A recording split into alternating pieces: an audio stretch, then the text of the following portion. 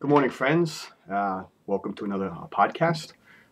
Today, I want to talk about why a lot of discussions or debates you can have with other people, particularly unfruitful, and how one of the things you really have to get at when you're going to discuss issues is what is a person's foundation.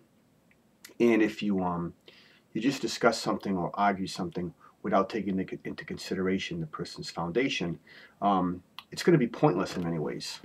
Um, let's get in the realm of some practical specifics.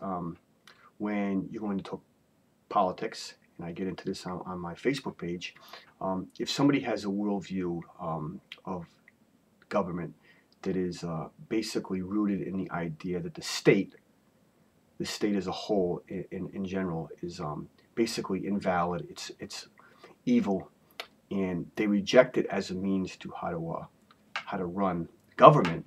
They want to run government, in other words, without a state mechanism.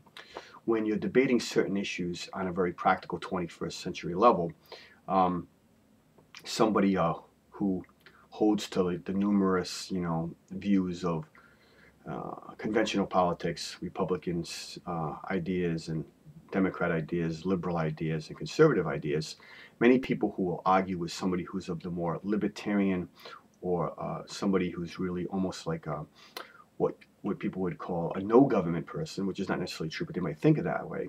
When they discuss something with them, they're going to become frustrated because they just think those people are unreasonable on views because they reject the whole idea of how things are run to begin with. So the foundation is off. So these people are arguing with somebody who's of this persuasion, and they can go on and on and on and never get anywhere because ultimately they have to understand the person who doesn't believe in the state as a mechanism to run our affairs. They have to basically either understand that more, dismiss their foundation as wrong, or discuss the foundation in general um, to see if it's even worthwhile to go on and debate issues. And if not, they could move on and not try to debate at all. But to try to discuss, conventional Republican, liberal, or Democrat or conservative thought with somebody who's a non-statist is really pointless. So why do it? The same can be said of, the idea of debating somebody who's a Christian, which I am.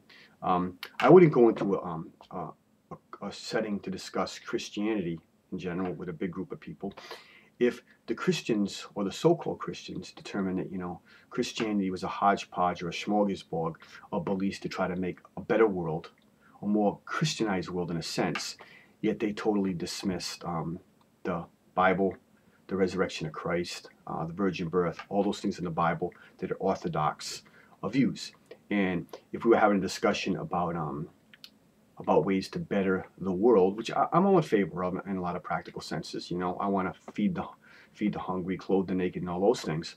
And I was in a group of people who wanted to do this. And during the conversation, I started talking about the value of the gospel in missionaries and all these other things, and combining the two, telling people about Jesus as well as feeding them and all these other things. A lot of person will say, "Well, can we get off that and just stick to what we think is the important subject? Bearing fruit and helping people, and let's not get sidetracked with the Bible or the gospel." I would say, well, I think I'll part company now. There's no point in going on because my foundation is set upon that, and you guys don't seem to value that. You just want to get involved in the practical measures. See, this is where we run into trouble when we're going to debate Christianity or we're going to debate politics.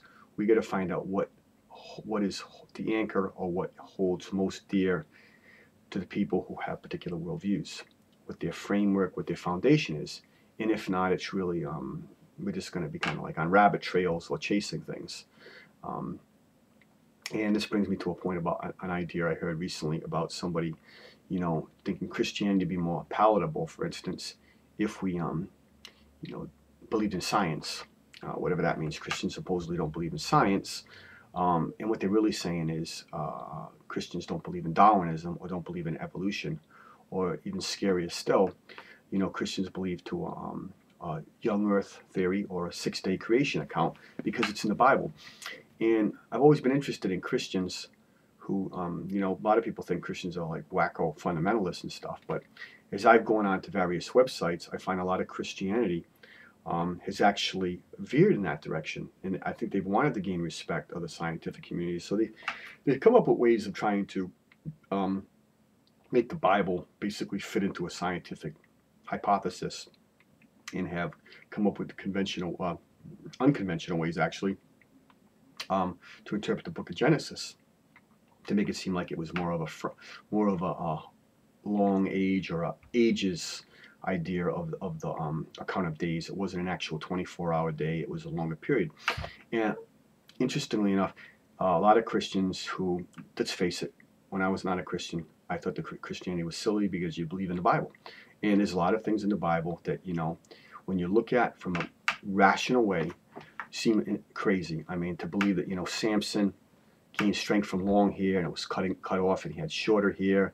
The Joshua in the Battle of Jericho.